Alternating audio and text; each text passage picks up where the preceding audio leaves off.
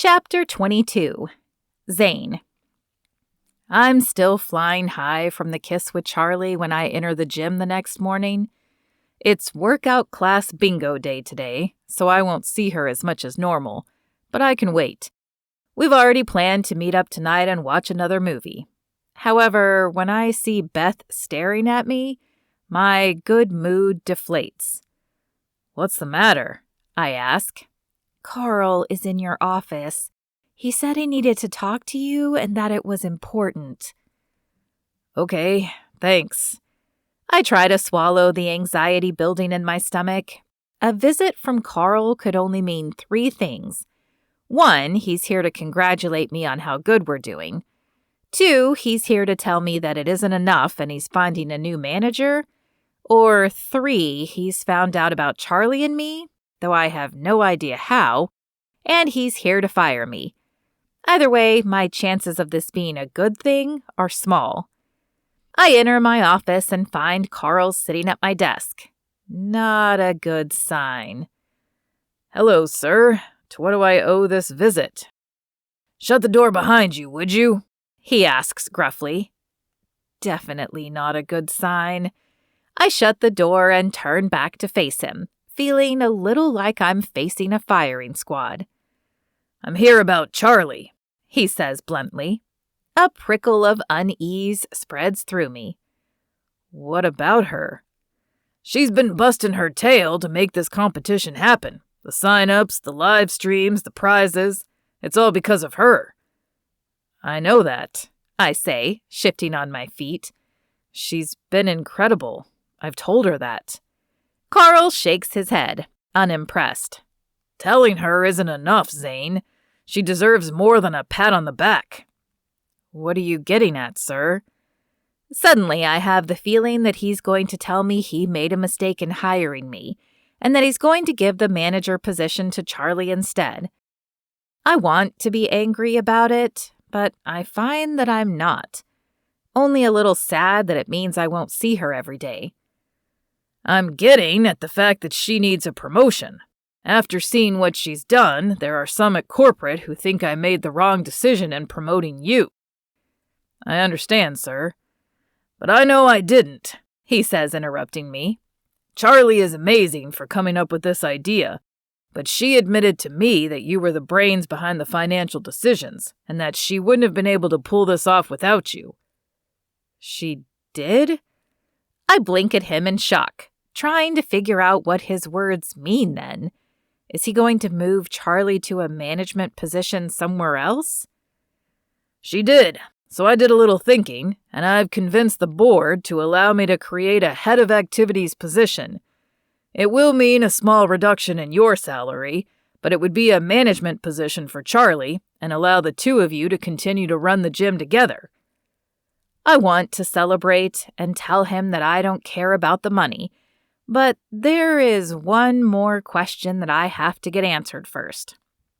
"Before I agree to this, sir, can I ask, is there a company policy against dating a fellow manager?" Carl stares at me for a moment before his lips pull into a wide smile and he begins to chuckle. "So you do like her? I thought I noticed something the last time I was here. No, there's no policy about dating a fellow manager, as long as any issues in your relationship never present themselves in the gym." I grin back at him. "In that case, sir, I think promoting Charlie is a wonderful idea." "Good." He stands and comes around from my desk. "We'll tell her tonight after the bingo game is over." "Yes, sir." We shake hands and then Carl leaves my office and I sink down in my chair. I'm so happy for Charlie, but how am I going to keep this a secret the whole day? The rest of the day crawls by at a snail's pace. Every time I see Charlie, I have to fight the urge to blurt out the news. She's in her element, checking in on classes, updating the bingo board, and chatting with gym members like she's known them all her life. Her energy is magnetic, and I have a hard time not stealing her into my office for another kiss. During a break between classes, she stops by my office with that radiant smile that's quickly become my favorite sight in the world. "How's it going in here? You've been locked away for a while." I smile, masking the excitement bubbling under the surface. "Just keeping things running smoothly. How's bingo day treating you?"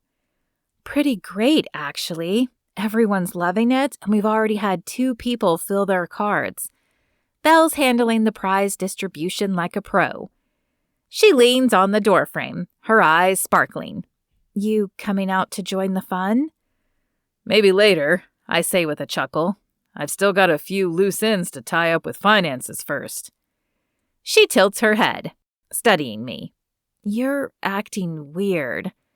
I stiffen, scrambling for a response. "Weird how?"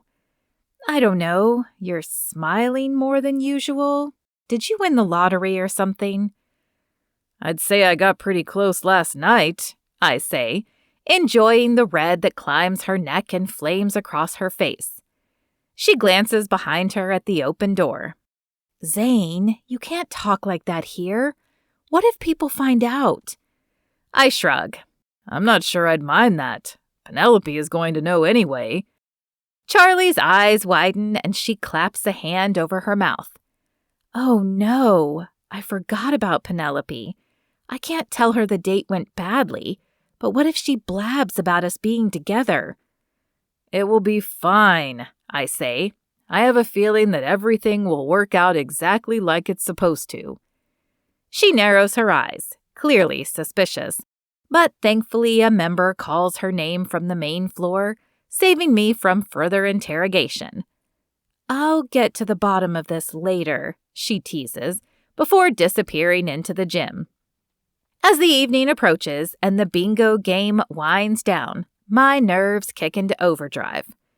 Carl arrives just as the last few participants are collecting their prizes.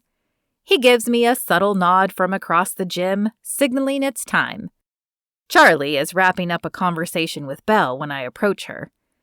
"Hey, can you stick around for a bit after this? Carl and I need to talk to you." Her brows knit together. "Talk to me? Did I do something wrong?" "Not at all," I say quickly. "It's nothing bad, promise." Her curiosity is palpable, but she nods. "Okay, sure." Once the crowd clears out, Carl and I lead Charlie to the office. She looks between us, her lips pressing into a thin line. "You two are being very cryptic, and it's making me nervous." Carl chuckles, clapping her on the shoulder. "Relax, Charlie. This is good news. Corporate has been so impressed with everything you've done, not just for the competition, but for the gym as a whole. You've gone above and beyond in ways we didn't even know we needed." Her eyes widen. Well, thank you, but what does that mean?" I smile and take over. "It means they're creating a new position for you. Head of activities. It's a management role with a raise and more responsibility, but it'll officially recognize all the work you've been doing." Charlie stares at us, her mouth opening and closing as if she's struggling to find words. "Wait, you're serious? You're promoting me?" I nod, smiling. "You've earned it, Charlie. This gym wouldn't be what it is without you." Her eyes glisten, and she wipes at her eyes to clear any escaped tears. "Oh my gosh, I don't even know what to say. Thank you. Both of you." Carl pats her shoulder again. "You deserve it. Now don't let this go to your head or I'll have to deal with Zane complaining about you taking over his office." Charlie laughs. "I promise to keep my power in check." Then her expression turns serious. "But what about us? Carl, I have to tell you that Zane and I are considering a romantic relationship." He holds up a hand to stop her. "I know all about that. Zane filled me in earlier, and I'll tell you the same thing I told him. If you can keep your personal life from affecting the gym, then corporate doesn't care." "Really? Thank you, sir." Carl nods and exits the office. Charlie turns to me, her smile radiant. "Did you know about this all day?" "Guilty, I admit. It was torture not telling you." She shakes her head, still grinning. "Well, you're forgiven. Wow, I can't believe this is happening." "It's happening," I say softly, taking her hands. "And no one deserves it more." Her gaze locks with mine, and in that moment, I'm sure of two things. Charlie is incredible, and I'm the luckiest guy to be by her side. "We both deserve it," she says, and then she pulls my face down to hers. When her lips touch mine, I finally let go of the bitterness and resentment that's been keeping me back. I may not know what the future holds, but with Charlie by my side, it definitely looks brighter.